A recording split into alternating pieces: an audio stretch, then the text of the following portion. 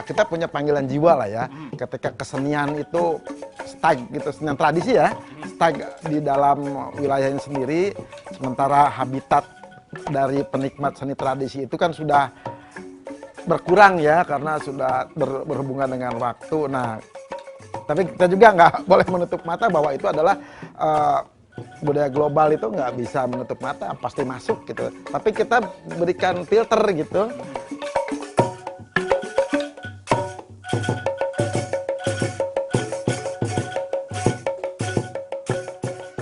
Baik, kembali lagi di 30 menit antara inspiratif, pemirsa masih bersama Kang Ade Suarsa.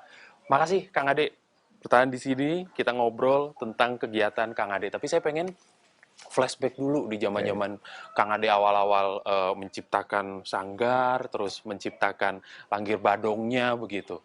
Itu inspirasinya dari mana saat itu, Kang? Ya.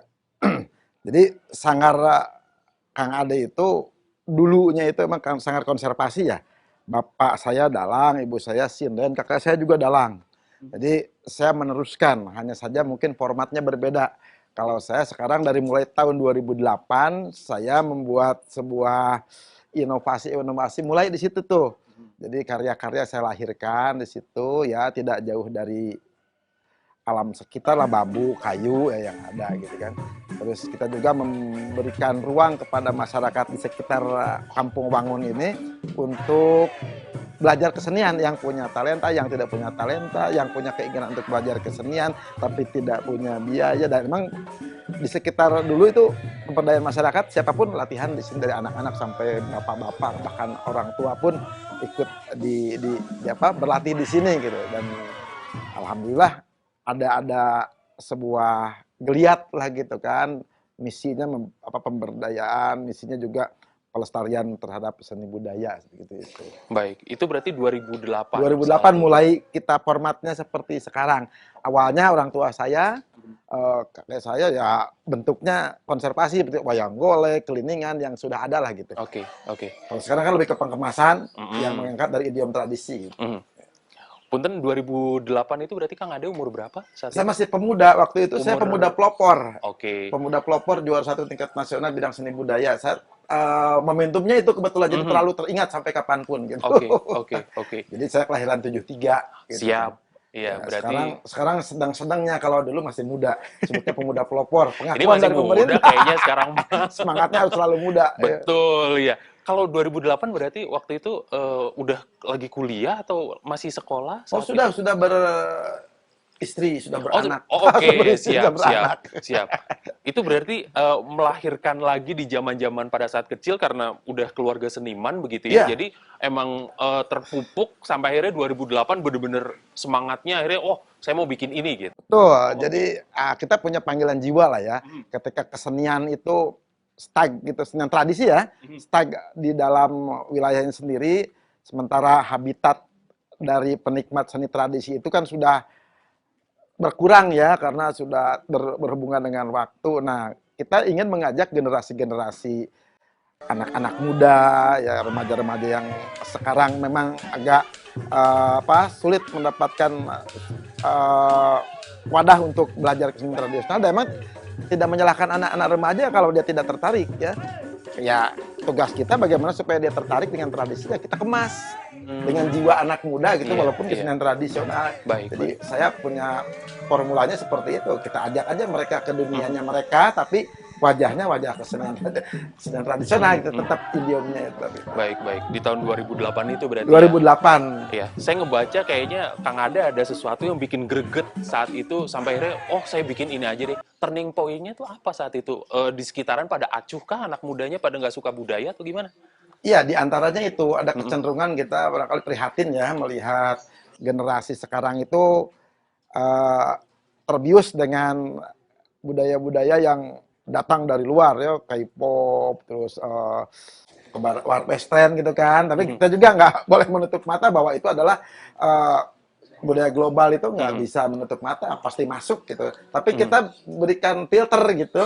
Jadi terhindar dari degradasi moral seperti itu. Ya walaupun tidak seberapa, tapi kita punya langkah untuk mengarah ke sana, anak-anak terus remaja yang sedang-sedangnya mencari jati diri ya kita Mhm. bawalah gitu ke dalam Oh, dunia oke. tradisi. Karena di dalam tradisi itu kesenian itu ada kebersamaan, ada etika, ada sopan santun, gitu Mhm, kan, ada mhm, mhm, keuletan, ada mhm, guyub gitu. Jadi mhm. di dalam kesenian tradisional itu terdapat falsafah-falsafah itu yang sangat sangat Indonesia gitu. Baik, baik. Ini menarik banget Kang Ade karena seolah-olah kontradiktif ya Hmm, antara hal yang berkaitan dengan tradisional, budaya iya, dan juga anak muda betul. yang gampang banget main gadget lah 2008 Iya, saat itu udah mulai kita belum, deket sama belum, tapi sudah mulai loh BBM segala handphone. macam saat itu mungkin dia udah Iya, mulai ya betul, waktu itu ya. BBM itu udah banyak sih Iya, seperti itu. Makanya apalagi makin sini makin prihatin makin di kan. sini makin makin luar biasa ya. Makin luar biasa ya Heeh. dampaknya itu. Nah, saat 2008 itu formula yang Kang Ade pakai tuh apa sampai akhirnya bertahan sampai sekarang dan berhasil gitu? Ya, kita berikan darah baru, Kak. Mhm. Ya, berikan darah baru bahwa kesenian tradisional itu tidak monoton. Oke. Kesenian tradisional itu tidak stagnan.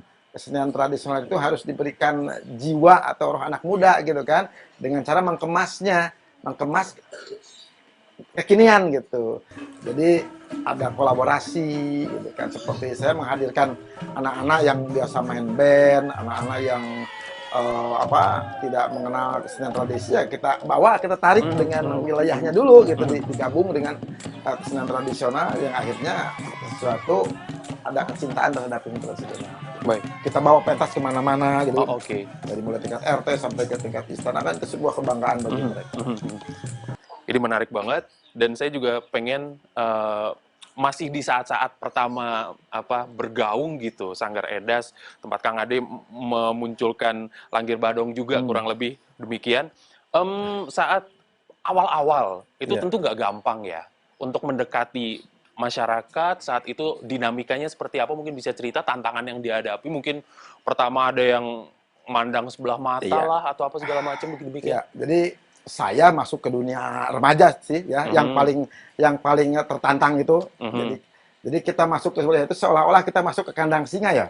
Jadi mereka ketika diajak belajar kesenian tradisional Mhm, itu dia udah mengerutkan dahi gitu kan. iya, Apaan sih itu gitu kan. mhm, Mending kita oh gitu, bukan apalah gitulah. mhm, Jadi saya coba saya jadikan tantangan itu. oke, Ya kita masuk ke wilayahnya dulu gitu kan, kesukaannya apa sih gitu kan. mhm, Nah, kita punya kesenian tradisional, makanya eksperimen selalu gagal, mhm, ada gagal dan makanya kita ambil bahan-bahannya, medianya pun media yang murah, melimpah dan mudah, mhm, bambu, kayu gitu kan, mengeksperimen alat-alat itu. Jadi di sini juga ada tukang, misalkan mhm, tukang yang suka ikut ke bangunan, ya kita coba arahkan untuk mhm, membuat alat-alat musik itu gitu kan. baik, Kita punya ide, kita punya konsep, lahirlah gitu kan kesenian baru gitu. baik. Di akhir segmen 2 ini saya pengen Kang Ade cerita ke pemirsa 30 menit inspiratif, pengen ngajak pentingnya anak muda buat kenal dan suka sama budayanya sendiri itu apa sih, Kang? Ya, eh, anak muda harus diberikan pemahaman bahwa sebuah bangsa itu ada di pundaknya, ya, di pundak tamengnya garda depan tuh anak-anak muda, Mhm, dan melihat bahwa budaya itu adalah sebuah cerminan dari sebuah bangsa. Ketika budayanya sudah hancur luluh lantah gitu kan atau berantakan ya negaranya bangsanya akan ikut berantakan. Tapi ketika budayanya maju, budayanya kuat, negara akan kuat. Jadi anak-anak itu anak muda ya terutama yuk belajar kesenian tradisional, itu kebanggaan kita. Negara-negara lain sementara mendambakan mengagumi kesenian tradisional kita, masa kita enggak masa gitu? kita enggak gitu kan, Siap. yang harus menjadi garda paling depan untuk konsisten merawat budaya. Baik, luar biasa. Kita akan lanjut ke segmen berikutnya, tapi kita harus jeda dulu, Ya, Kang Ade. Baik mantap. pemirsa, 30 menit antara inspiratif akan kembali usai jeda berikut ini. Tetaplah bersama kami.